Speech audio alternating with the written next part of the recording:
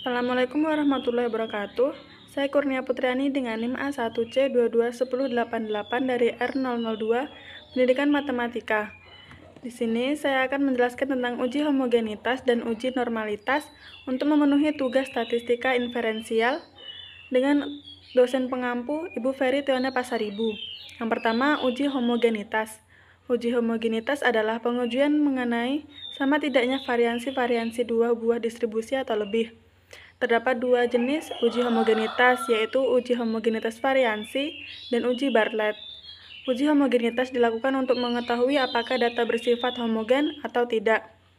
Contoh kasus yang pertama, misalkan perbandingan antara pembelajaran matematika menggunakan kalkulator, komputer, dan konvensional. X1 menyatakan pembelajaran menggunakan kalkulator, X2 menyatakan pembelajaran menggunakan komputer, dan X3 menyatakan pembelajaran konvensional. Berikut merupakan nilai-nilai proses siswa yang diperoleh sekaligus sigma dari masing-masing variabel. Sebelum melakukan uji, maka kita harus menentukan variansi sampel dari ketiga variabel dengan formula n dikali sigma x kuadrat dikurang sigma x dikuadratkan per n dikali n-1, menghasilkan yang variabel X1 yaitu 83,97241 dan X2 55,47241, X3 44,23448. Seluruh nilai-nilai variansi yang telah diperoleh maka dituangkan ke dalam tabel seperti tabel tersebut. Selanjutnya masuk ke uji Bartlett. Ketentuannya, jika C hitung lebih besar atau sama dengan C tabel, maka data tidak homogen. Sebaliknya, jika C hitung lebih kecil atau sama dengan C tabel, maka data homogen. Langkah yang pertama yaitu buat tabel uji Bartlett dengan item sampel, derajat kebebasan, variansi, logaritma variansi, derajat kebebasan dikali logaritma variansi. Sigma dari derajat kebebasan dikali logaritma variansi yaitu 154,1053. Langkah yang kedua, hitung variansi gabungan dengan formulasi dB1 dikali S1 kuadrat tambah dB2 dikali S2 kuadrat tambah dB3 dikali S3 kuadrat per dB1 tambah dB2 tambah dB3, menghasilkan 61,22644. Selanjutnya, hitung logaritma variansi gabungan, menghasilkan 1,786939. Langkah yang keempat, hitung nilai B dengan formula logaritma variansi kuadrat dikali sigma dari derajat kebebasan, menghasilkan 155,46369. Langkah yang kelima, hitung nilai C hitung. C hitung dapat dihitung dengan formulasi ln 10 dikali B dikurang sigma dari dB dikali logaritma variansi kuadrat dengan hasil 3,12781. Yang keenam, membandingkan C hitung dengan nilai C tabel. dB sampel K dikurang 1 sama dengan 3 dikurang 1 sama dengan 2 dan alfa sama dengan 0,05, maka didapat dari C tabel yaitu 5,991. Jadi dapat disimpulkan bahwa C hitung lebih kecil atau sama dengan C tabel, maka data homogen. Uji yang kedua yaitu uji variansi. Ketentuannya, jika F hitung lebih besar atau sama dengan F tabel, maka data tidak homogen. Sebaliknya, jika F hitung lebih kecil atau sama dengan F tabel, maka data homogen. Masih menggunakan tabel variansi yang sebelumnya. Yang pertama yaitu menghitung F hitung dengan formula variansi terbesar dibagi variansi terkecil, menghasilkan 1,89385. Langkah yang kedua, bandingkan F hitung dengan F tabel. dB pembilang N dikurang 1 sama dengan 29, dB penyebut N dikurang 1 sama dengan 29. Taraf signifikansi alfa sama dengan 0,05, diperoleh F tabel yaitu 5,991.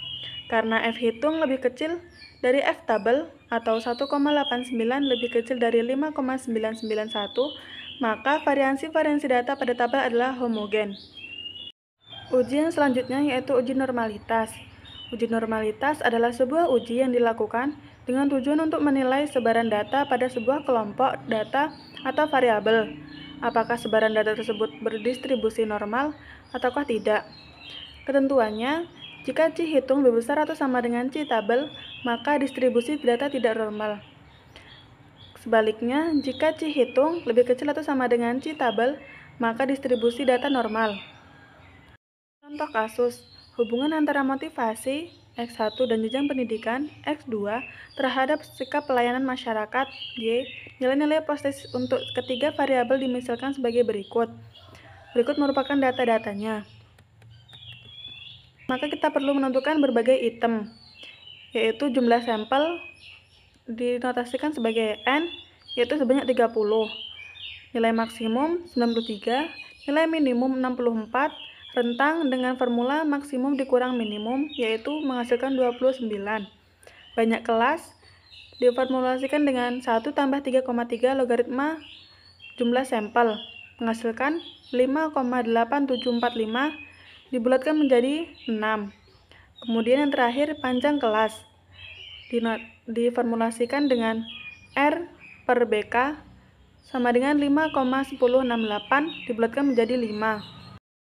Kemudian membuat tabel distribusi frekuensi skor baku variabel motivasi X1 meliputi kelas interval frekuensi XI, XI kuadrat, frekuensi dikali XI, frekuensi dikali XI kuadrat. Berikut sigma-sigmanya. Sigma frekuensi 30, frekuensi kali XI 2380, frekuensi dikali XI kuadrat 191.180. Rata-rata dapat ditentukan dengan formulasi sigma dari frekuensi kali XI per jumlah sampel, menghasilkan 79,3. Selanjutnya yaitu simpangan baku dengan formulasi akar dari N dikali sigma Fxi kuadrat dikurang sigma Fxi dikuadratkan per N dikali N-1, menghasilkan 9,034. Baru selanjutnya masuk ke langkah uji normalitas. Langkah yang pertama, menentukan batas kelas.